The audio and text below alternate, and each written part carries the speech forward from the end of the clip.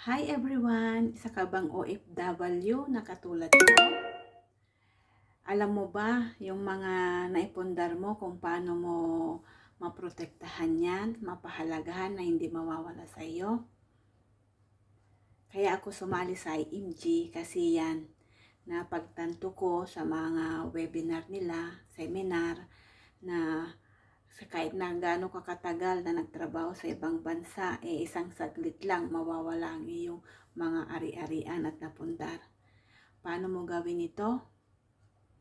Mag-IMG member ka at doon mo malalaman kung paano mo sila protektahan.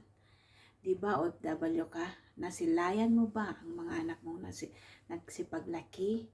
O diba hindi? Kasi nagsakripisyo tayo sa kanila para mabigyan sila ng magandang kinabukasan.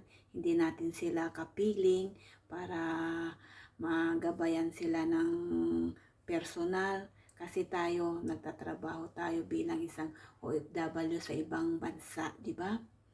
Paano natin sila mapoprotektahan ng ganon ka-protektado talaga?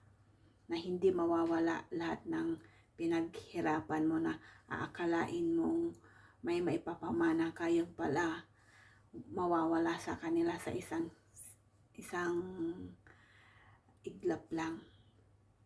Alam nyo kung paano?